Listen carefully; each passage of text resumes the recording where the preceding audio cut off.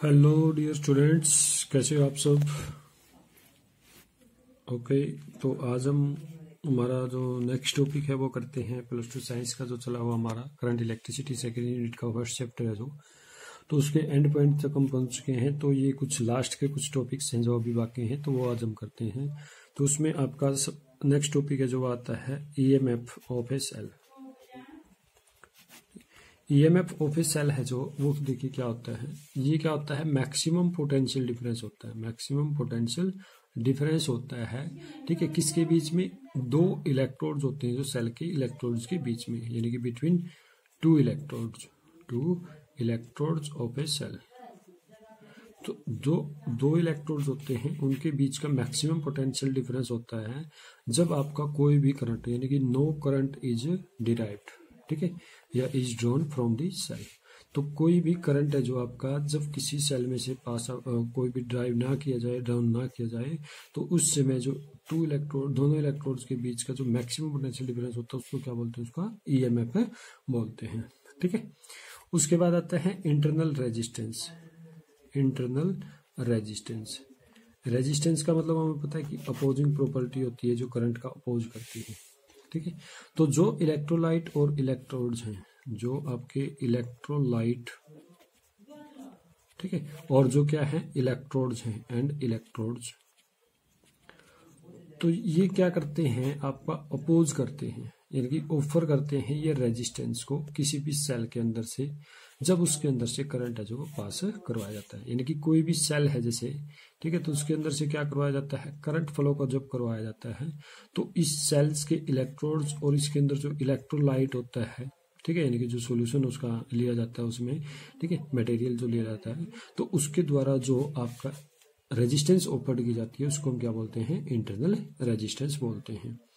और इस internal resistance को स्मॉल आर के द्वारा उसको रिप्रेजेंट करते हैं, ईएमएफ को ई से रिप्रेजेंट करते हैं, ठीक है। तो ईएमएफ और रेजिस्टेंस, तो ये इंटरनल रेजिस्टेंस होती है किसी भी सेल की। अब ये डिपेंड करती है बहुत सारे फैक्टर्स पे, कि जो डिस्टेंस है बिटवीन द इलेक्ट्रोड्स कितनी है, यानी कि पॉजिटिव और नेगेटिव टर्मिनल के बीच की डिस्टेंस कितनी है। नंबर 2, ये नेचर पे डिपेंड करती है, कंसंट्रेशन पे डिपेंड करती है, और टेम्परेचर पे डिपेंड करती है इलेक्ट्रोलाइट के, यानी कि इलेक्ट्रोलाइट के अंदर कितनी आपकी कंसंट्रेशन है, ठीक है, और या फिर उसका नेचर कैसा है, या उसका टेम्परेचर है जो इलेक्ट्रोलाइट का वो कितना है। इलेक्ट्रोड के नेचर पर भी डिपेंड करती है।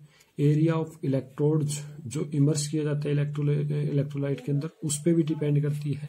यानी कि अगर उस एरिया को क्या करते हैं, इंक्रीज करते हैं, तो इंटरनल रेजिस्टेंस है जो इंटरनल रेजिस्टेंस वो क्या करती है? डिक्रीज करती है। वो क्या करती है? डिक्रीज करती है, ठीक है। तो एरिया जितना ज्यादा इंक्रीज करोगे उसका उतना ही ज्यादा आपकी क्या करेगी? इंटरनल रेजिस्टेंस डिक्रीज करती है, ठीक है। तो इस तरह से आपके ये इंटरनल रेजिस्टेंस के बारे में हमने बताना है। नेक्स्ट आता है जी टर्मिनल पोटेंशियल। टर्मिनल पोटेंशियल, ठीक है। टर्मिनल पोटेंशियल है जो, वो क्या होता है? ये पोटेंशियल डिफरेंस ही होता है दो इलेक्ट्रोड्स के बीच का किसी भी सेल के, जब आपका वो क्लोज सर्किट में लिया जाता है। सेल है जो वो क्लोज सर्किट में, इसका मतलब क्या है कि जब उसमें से करंट ड्रॉन किया जाता है। जब करंट ड्रॉन नहीं किया गया था तो उसको ईएमएफ बोला था। जब करंट ड्रॉन करता है तो मैक्सिमम जो पोटेंशियल डिफरेंस, या जो आपका पोटेंशियल डिफरेंस वहां पर लाई करेगा बिटवीन इलेक्ट्रोड्स, कब? जब इसमें से करंट है जो, current is drawn from the cell, तो सेल के अंदर से जब करंट ड्रॉन किया जाता है उस टाइम जो आपका पोटेंशियल आता है इलेक्ट्रोड्स के बीच में, उसको हम क्या बोलते हैं? टर्मिनल पोटेंशियल बोलते हैं, ठीक है। तो आपका क्लियर है, मतलब कि आपका टर्मिनल पोटेंशियल क्या होता है। अब जब क्लोज सर्किट होता है तो टर्मिनल पोटेंशियल डिफरेंस है जो सेल का, वो हमेशा क्या रहता है? लेस देन रहता है ईएमएफ ओवर सेल। यानी कि जब सर्किट क्लोज होगा, ठीक है, क्लोज सर्किट हम यूज करते हैं, तो जो टर्मिनल पोटेंशियल है उसको वी के द्वारा रिप्रेजेंट करते हैं, तो वो हमेशा लेस देन रहेगा वी। क्यों रहेगा? क्योंकि कुछ ना कुछ इंटरनल रेजिस्टेंस है वो होगी सर्किट की, जिसके अक्रॉस क्या आएगा? वोल्टेज ड्रॉप है जो आता है, जिसके अक्रॉस क्या आता है? वोल्टेज ड्रॉप आता है, ठीक है। और कुछ ना कुछ सेल का पोटेंशियल भी होगा, यानी कि जो ईएमएफ जिसको हम बोलते हैं, तो जब करंट ड्रॉन नहीं किया गया तो ईएमएफ मैक्सिमम पोटेंशियल डिफरेंस के बराबर। इसमें से जब करंट ड्रॉन किया गया तो इतने पोटेंशियल ड्रॉप क्या करता है, अक्रॉस द इंटरनल रेजिस्टेंस आता है। तो इसका मतलब क्या है कि जो टर्मिनल पोटेंशियल है वो ईएमएफ से क्या लिया जाएगा, लेस हो जाएगा। ठीक है, terminal potential is less than EMF of a cell. ठीक है, कब, in close circuit, in closed circuit. ठीक है, क्लोज सर्किट के अंदर ऐसा होता है, यानी कि जब करंट ड्रॉन किया जाता है। अब हम क्या करते हैं, एक सेल का ईएमएफ मान लेते हैं, ई है, इंटरनल रेजिस्टेंस मान लेते हैं स्मॉल आर है, एक्सटर्नल रेजिस्टेंस मान लेते हैं आर है। ठीक है, जब वो ओपन सर्किट और क्लोज सर्किट के अंदर आते हैं तो क्या होता है, देखो अब मान लीजिए कि आपके पास क्या है, एक सेल है जिसका ईएमएफ ई मान लिया हमने। ठीक है, उसको एक सर्किट के अंदर जोड़ा है, ये मान लीजिए कि है, ये आपकी क्या है, एक्सटर्नल रेजिस्टेंस है कोई भी आर, इसके साथ इसके थ्रू इसको जोड़ा हुआ है। तो यहाँ पर इंटरनल रेजिस्टेंस क्या हो जाएगी, उसकी स्मॉल आर हो जाएगी सेल की भी। ठीक है, तो हमने यहाँ पर इसको इस तरह से जोड़ दिया कि यहाँ पर हमने क्या लिया, पोटेंशियल डिफरेंस है जो मेजर किया, टर्मिनल पोटेंशियल मेजर किया, तो वो मान लेते हैं कितना आता है, वी आता है। ठीक है, तो ये पॉजिटिव एंड ये नेगेटिव एंड। ठीक है, इस तरह से। तो अगर हम क्या करते हैं, टर्मिनल पोटेंशियल डिफरेंस निकालना है इसमें। ठीक है, कि जब सर्किट आपका क्या होता है, ओपन होता है, और जब सर्किट क्या होता है, क्लोज। ओपन सर्किट का मतलब यहाँ पर की है जो, वो क्या होगी, ओपन की बोलते हैं इसको। ठीक है, तो जो आपका सर्किट है उसके अंदर से करंट फ्लो जब करेगा, ओपन सर्किट के अंदर से, आपको पता है कि यहाँ पर क्या है, ओपन है, यानी कि ये क्लोज नहीं किया गया है, तो इसका मतलब क्या हुआ, यहाँ से करंट फ्लो नहीं करेगा। ठीक है, तो वोल्ट मीटर के अंदर जो रीडिंग आएगी वो ईएमएफ के बराबर आ जाएगी। ठीक है, तो यानी कि V इक्वल टू क्या हो जाएगा, यहाँ पर ईएमएफ पे सेल के बराबर हो जाएगा। लेकिन अगर करंट सर्किट क्या है, क्लोज्ड है, यहाँ पर ऐसे है, तो इसको क्या बोलेंगे, सर्किट क्या है, क्लोज्ड, तो करंट फ्लो होता है इसमें से। ठीक है, तो इस तरह से आपका क्या होगा, आई करंट है जो वो क्या करेगा, फ्लो करेगा। ठीक है, तो अब इसमें जो टोटल रेजिस्टेंस है वो किसके बराबर हो जाएगी, एक तो ये आर रेजिस्टेंस और एक ये टोटल रेजिस्टेंस आर प्लस में आर के बराबर होगी। ठीक है, टोटल रेजिस्टेंस क्या होगी, आर प्लस में स्मॉल आर के बराबर हो जाएगी। ठीक है, उसके बाद हम क्या करते हैं कि करंट यहाँ से निकाल लेते हैं, तो current is equal to I is equal to क्या होगा, कितना ईएमएफ दिया ई, तो आर प्लस में स्मॉल आर हो जाएगा। ठीक है, और पोटेंशियल ड्रॉप जो अक्रॉस दी इस आर के पोटेंशियल ड्रॉप आएगा, इसमें से करंट फ्लो कर रहा है आई, आर इसकी क्या है, रेजिस्टेंस, तो इतना पोटेंशियल ड्रॉप इसमें से आपका चलेगा, यानी कि आर के अंदर जो पोटेंशियल डिफरेंस आएगा, पोटेंशियल ड्रॉप आएगा, जो वो कितना आएगा, आई आर के बराबर आएगा। ठीक है, तो अब अगर हम क्या करें, यहाँ से जो वोल्ट मीटर की रीडिंग देखेंगे तो वो आती है आपकी ये, जो मैंने पहले बताई थी आपको कि V इज इक्वल टू क्या हो जाएगा, E माइनस में आई आर आ जाएगा। ठीक है, तो यहाँ से अगर आप if I is equal to 0 यानी कि करंट फ्लो नहीं कर रहा है, तो V इज इक्वल टू क्या था, E था, हमने पढ़ा था अभी ऊपर, मैंने बताया था आपको। ठीक है, तो उसका यूज कर देते हैं। तो इसका मतलब क्या है, इस इक्वेशन से अगर इसका यूज करें तो आपका जो यहाँ से R की वैल्यू आएगी तो वो कितनी आ जाएगी, E माइनस वी बाई में I आ जाएगी। ठीक है, आई को क्या लिखते हैं, V बाई आर लिखते हैं, तो ये क्या हो जाएगा, E माइनस वी इंटू में आर बाई में क्या हो जाएगा, V हो जाएगा। ठीक है, क्योंकि V बाई आर लिखा है तो आर ऊपर जाके मल्टीप्लाई में हो जाएगा। तो इस तरह से हम उसको क्या कर सकते हैं, रिप्रेजेंट कर सकते हैं। ठीक है, उसके बाद बात करते हैं हम ग्राफ्स की। ठीक है, तो ग्राफ्स क्या होते हैं, जो ग्राफ्स हम बनाते हैं वो between the V and R करते हैं हम पहले, E एंड R करते हैं, EMF और एक्सटर्नल रेजिस्टेंस के बीच में। तो EMF जो एक्सटर्नल रेजिस्टेंस की क्या होता है, इंडिपेंडेंट होता है, तो दैट्स वाई आपका क्या होगा, यहाँ पर जो एक्सटर्नल रेजिस्टेंस की एक्सिस है जो, उसके अक्रॉस क्या आएगा, उसके पैरेलल में क्या आएगी कि स्ट्रेट लाइन आ जाएगी। ठीक है, यानी कि नो चेंज आएगा, यानी कि इंडिपेंडेंट होते हैं एक दूसरे के विद रिस्पेक्ट में। नंबर 2, अगर हम ग्राफ बनाए V एंड R के बीच में, V एंड R के बीच में, तो हम देखेंगे कि जो हमारा ग्राफ बनेगा, मान लेते हैं ये मैक्सिमम वैल्यू आपकी EI है, तो ये आपका इस तरह से लीनियरली इंक्रीज करेगा और फिर क्या करेगा, आपका इस तरह से बढ़ता जाएगा। ठीक है, तो इसका मतलब क्या हुआ कि R क्या होगा, R की वैल्यू जैसे जैसे बढ़ेगी, ठीक है, तो आपकी V की वैल्यू भी क्या हो रही है, वैसे वैसे बढ़ रही है। तो यानी कि डायरेक्टली प्रोपोर्शनल होगी एक तरह से। जब R की वैल्यू क्या हो जाएगी, इनफाइनाइट हो जाएगी, ठीक है, तो B की वैल्यू क्या हो जाएगी, E के बराबर आ जाएगी। यानी कि ये ग्राफ यहाँ पर क्या कर जाएगा, इससे मैच कर जाएगा, इस लाइन से, यानी कि इस मैक्सिमम वैल्यू से। ठीक है, वो क्यों कर रहा है, वो आपका इस जो रिलेशन हम पढ़ रहे हैं उसकी वजह से कर रहा है। ठीक है, तो V इक्वल टू क्या आता है, E माइनस में आई आर आता है, तो यहाँ से E इक्वल टू क्या हो जाएगा, E माइनस में V by R, E equal to क्या हो जाएगा, यहाँ से आई आर था। ठीक ठीक है। तो V बाई आर, आई को क्या लिख सकते हैं, V बाई आर, ठीक है। तो ये क्या बन जाएगा, V बाई आर इंटू में स्मॉल आर। तो यहाँ से क्या होगा, V आपने जो ये वैल्यू है इसको सोल्व करेंगे तो इसको इधर लेके जाएंगे तो प्लस हो जाएगा, तो V कॉमन आ जाएगा, अंदर क्या बचेगा 1 प्लस में R बाई कैपिटल R, ठीक है, इक्वल टू E बचेगा। तो V की वैल्यू निकालेंगे तो E बाई में क्या आ गया 1 प्लस में R बाई में कैपिटल R आ जाएगा, ठीक है। तो ये वैल्यू क्या होता है आपकी V की वैल्यू बन जाती है। तो अगर हम यहाँ से क्या करेंगे, R की वैल्यू को इंक्रीज करेंगे तो V की वैल्यू है जो वो भी क्या करेगी, इंक्रीज करेगी इस रिलेशन की वजह से, इस रिलेशन की वजह से, ठीक है। उसके बाद हम करते हैं graph between the V and I, यानी कि V और I के बीच में, V एंड I, ठीक है। तो ग्राफ करते हैं V और I के बीच में। तो हमें पता है कि जब आपका I इंक्रीज होगा तो V क्या करेगा, डिक्रीज करेगा इस तरह से। तो यहाँ पर ये मैक्सिमम वैल्यू E हो जाती है, यहाँ पर आपका E बाई में R आ जाता है, I इक्वल टू, क्योंकि I equal to V by R होता है ना अकॉर्डिंग टू ओम्स लॉ। तो V इक्वल टू हमने पढ़ा E माइनस में आई आर, तो यहाँ से V इक्वल टू क्या हो जाएगा, माइनस आई आर प्लस में E, ठीक है। तो ये हो जाएगा, इसका मतलब क्या है कि जो इक्वेशन बनेगी वो क्या बनेगी, y equal to M X plus में सी की बनेगी, y equal to M X plus में सी की इक्वेशन बनेगी, ठीक है। तो इसका मतलब यही चीज़ हुई ना कि आपका पोटेंशियल डिफरेंस है जो वो क्या करेगा, यहाँ पर माइनस आया तो इसका मतलब डिक्रीज करेगा लगातार, ठीक है। यानी यहाँ पर आपका क्या है, माइनस आया है तो इसका मतलब ये क्या करेगा, अगर माइनस आया यहाँ पर तो ये क्या करेगा, with respect to X decrease करेगी y की वैल्यू, ठीक है। तो ऐसे ही आपका डिक्रीजिंग ऑर्डर में क्या आएगा, एक ग्राफ है जो बढ़ना शुरू हो जाएगा, बन जाएगा इसमें से, ठीक है।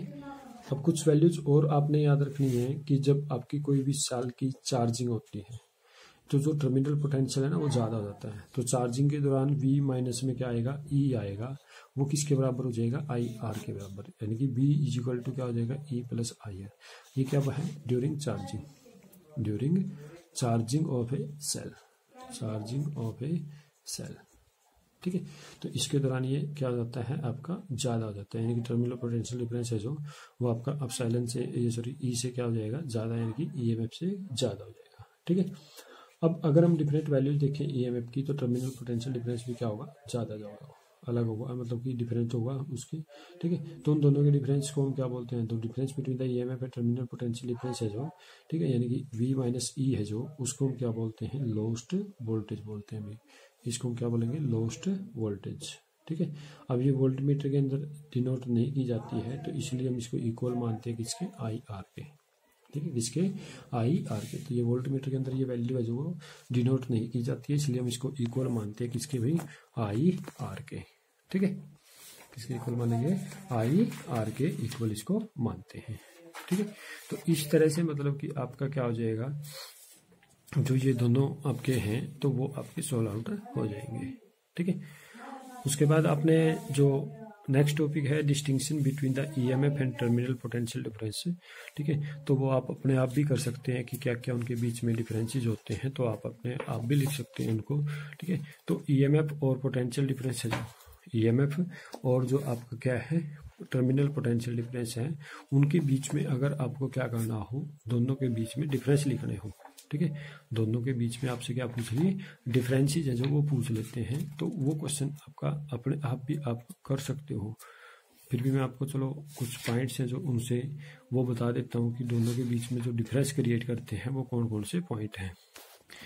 देखिए जो EMF होता है, EMF का हमने पढ़ा हुआ है कि EMF क्या है, किसी भी सेल के ऊपर मैक्सिमम पोटेंशियल है जब आपका करंट होना नहीं होता है, जबकि टर्मिनल पोटेंशियल डिफरेंस क्या है, ये आपका पोटेंशियल डिफरेंस ही है, कब है, जब आपका कोई भी करंट उसमें से ड्रॉन है जो सर्किट के अंदर से किया जाता है, उस टाइम आपका पोटेंशियल डिफरेंस आएगा जो।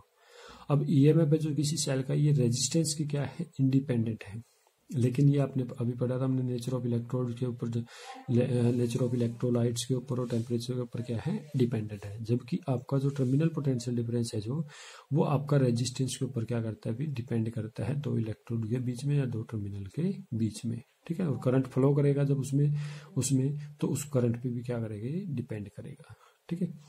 उसके बाद अगर हम EMF की बात करते हैं तो EMF जो ये यूज किया जाता है किसी भी सोर्स ऑफ इलेक्ट्रिक करंट के लिए, यानी कि इलेक्ट्रिक करंट के सोर्स की फॉर्म के लिए यूज किया जाता है। जबकि जब आपका टर्मिनल पोटेंशियल डिफरेंस होता है, ये मेजर किया जाता है दो टर्मिनल्स के, सेल के दो टर्मिनल्स के बीच में, ठीक है।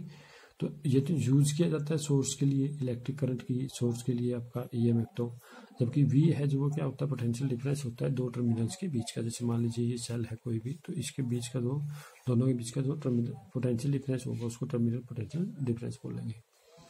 अब ईएमएफ जो ये क्या है, कॉज, ये क्या है, कॉज है। जबकि जो आपका टर्मिनल पोटेंशियल डिफरेंस है वो क्या है, इफेक्ट है। ठीक है, वो क्या है कि इफेक्ट है। उसके बाद जो आपका ईएमएफ है जो वो ग्रेटर देन होता है टर्मिनल पोटेंशियल डिफरेंस का, किसके, जब करंट उसमें से ड्रॉन किया जाता है, यानी कि सर्किट क्या होता है, क्लोज होता है। जबकि टर्मिनल पोटेंशियल डिफरेंस में आपका क्या होता है, भी वो ग्रेटर होता है ईएमएफ से किसी भी कॉइल सेल के अंदर। क्यों? क्योंकि जब सेल आपका क्या किया जाता है, चार्ज अप किया जाता है। मैंने अभी बताया था आपको, अभी बता के हटाऊँ ये चीज़ें। ठीक है, तो ये क्या होती है, ड्यूरिंग द चार्जिंग आपकी ये क्या होगा, टर्मिनल पोटेंशियल होगा। ठीक है, और जब आपका करंट रन किया जाता है तो उसमें बताया था हमने E= आपका जो आया था, E= यहाँ से V+IR कर लेते हैं। ठीक है, तो वो क्या होता है, आपका पोटेंशियल डिफरेंस होता है जब करंट उसमें से ड्रॉन किया जाता है, तो वो ग्रेटर होता है देन किससे, टर्मिनल पोटेंशियल डिफरेंस के। क्योंकि उसमें क्या हो जाता है, E=V+IR हो जाता है, E=V+IR हो जाता है। ठीक है, तो इस तरह से हमने जो ये कैलकुलेट हैं वो करने हैं। तो कैसे आपके मतलब कि ये जो डिफरेंट टर्म्स हैं उनको किस तरह से यहाँ पर हम सेटिस्फाई कर सकते हैं, डिनोट कर सकते हैं। ठीक है, तो आज की वीडियो में हम ज़्यादा कुछ नहीं करते, आज की वीडियो में हम इतना ही करते हैं। उसके बाद जो नेक्स्ट है वो आपके नेक्स्ट वीडियो के अंदर करते हैं। तो वो वीडियो यहाँ से अब थोड़ी लेंथ ही ज़्यादा हो जाएगी, इसलिए आज की वीडियो में हम इतना ही कर रहे हैं। तो कल हम जो आपके अनआइडेंटिकल सेल्स हैं जो, ठीक है, जो आपके अनआइडेंटिकल सेल्स का मतलब क्या है कि जो दो सेल्स आपके इक्वल नहीं है, पोटेंशियल में लगा लें चाहे आपकी, ठीक है, चाहे इंटरनल रेजिस्टेंस में लगा लें, तो वो आपके सेल्स इक्वल नहीं है, तो उनका कम्बिनेशन कैसे करते हैं। और फिर हम वही चीज़ों का कम्बिनेशन है जो उन्हीं सेल्स का कम्बिनेशन करेंगे, कब, जब वो क्या है, इक्वल है, यानी कि उनका जो ईएमएफ है जो वो आपका, या फिर जो आपके क्या है आइडेंटिकल सेल जिसको मतलब कि बोलेंगे, तो उनका कम्बिनेशन भी करेंगे, ग्रुपिंग है जो वो भी करेंगे। ठीक है, तो दोनों सेक्शंस में हम दोनों में ग्रुपिंग है जो वो करते हैं, यानी कि कम्बिनेशन करते हैं, सीरीज एंड पैरेलल कम्बिनेशन जिसको हम बोलते हैं। ठीक है, तो वो आपका नेक्स्ट वीडियो में हम कर लेंगे। तो नेक्स्ट वीडियो में आपका मतलब ये चैप्टर है जो वो आपका लगभग 99% जो फिनिश हो जाएगा, उसमें कुछ नहीं बचेगा। ठीक है, अगर फिर भी कोई पॉइंट बचता है तो उसकी आपकी वीडियो है जो वो बना के मैं दोबारा से अपलोड है जो कर देता हूँ। ठीक है, ये कर दूंगा, उसमें कोई दिक्कत नहीं आने देंगे आपको। ठीक है, तो ओके, तो आज के लिए इतना ही करते हैं, बाकी हम कर रहे हैं जो वो नेक्स्ट चैप्टर के मतलब कि नेक्स्ट चैप्टर हमारा जो स्टार्ट है वो कर देंगे। तो इस जून के मंथ में हम सेकंड यूनिट है जो वो कंप्लीट कर चुके होंगे। ठीक है, तो उसके बाद आपकी कुछ रेगुलर क्लासेस से रिलेटेड जो आपकी इन्फॉर्मेशन मिल रही है वो ये है कि जुलाई के फर्स्ट वीक में आपकी क्लासेस जो शुरू हो सकती हैं। ठीक है, हो सकता है कि 10th और +2 की क्लासेस तो 1 जुलाई से ही शुरू हो जाए, बोर्ड की क्लासेस की। ठीक है, तो ओके, आज के लिए इतना ही करते हैं। तो किसी बच्चे ने भी अभी तक हमारा चैनल सब्सक्राइब नहीं किया है तो वो प्लीज़ सब्सक्राइब कर लें। जो उनके कंटेंट हैं, मतलब कि जो उनका मतलब पिछले जो चैप्टर्स हैं, यूनिट्स हैं, उन सब की डिटेल्स आपको उसमें मिल जाएगी। ठीक है, चैनल पर हमारी वीडियोज़ हैं जो अपलोड हो चुकी हैं, जो वो आप उसमें आसानी से भी देख सकते हो। ठीक है, तो ओके, मिलते हैं नेक्स्ट वीडियो में, तब तक आप stay safe, stay home. Okay, have a nice day.